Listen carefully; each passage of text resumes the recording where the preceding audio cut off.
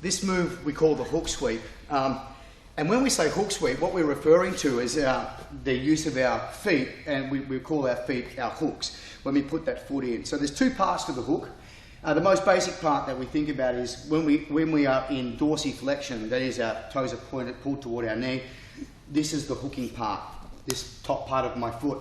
But there's also this aspect of it, and we'll be getting into this much more in our more advanced techniques, more advanced lessons. And this part of the hook is very important later on to push. So this part of the hook pulls, and this part here pushes. Right now in this most basic hook sweep, we're mostly focusing on this part here. So the first thing you need to do is develop a kind of a sticky hook. And a drill that we like is just to put our feet, put my hooks in there, and my partner David puts his hands on my body, his elbows are down, he stands up on one foot, and I just stick my hook. And then he puts the knee back down. He stands up on the other foot, and I stick my hook and back down. So we're just developing this idea of a pulling action.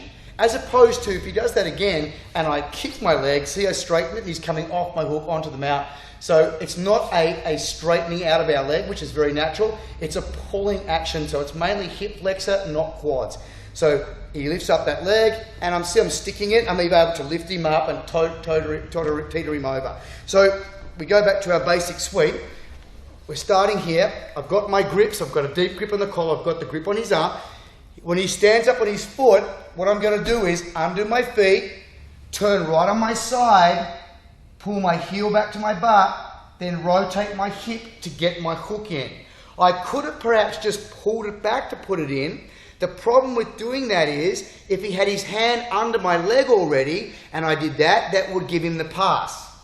But if he's got his hand under my leg and I turn on the side, that's a move we call heavy legs. It's hard for him to lift it. I can still pull my heel back and rotate and put my hook in and counter his pass. Now, once my hook's in, he can't lift my leg, and I've got good connection with my hook. I now do the opposite to the scissor sweep. I pull him forward with my hands and my hook onto my body, levering him over, take my hook out at the last minute, and establish my mount. Okay?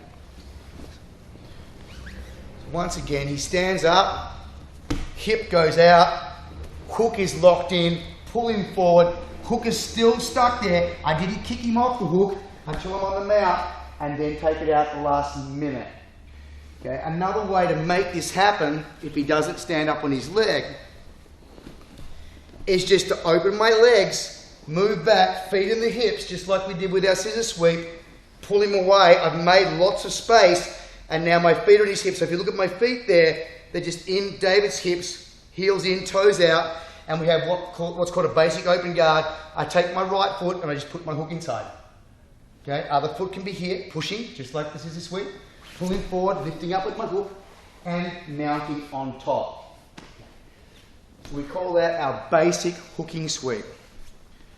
You know, one of the nice things about the variation that John showed when the arm goes through is this, it really works as a nice counter to the single leg pass.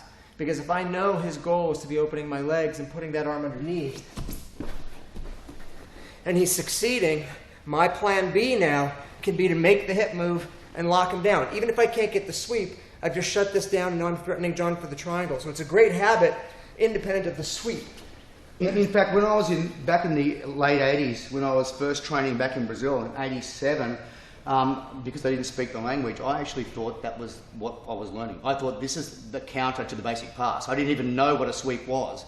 And I learnt the hook sweep, and I really thought it was a counter to a basic pass that if it all went right, the guy falls over and you end up on top.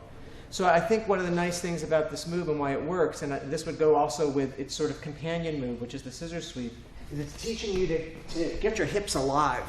You know, so I'm not just staying here. Whether I'm doing the scissor sweep or the hooking sweep, I'm learning how to move my hips and not be fixed. If I'm in a fixed position, he can bear down on me and get around my guard. But when he moves, if I'm willing to move, we could be sliding all over the mat.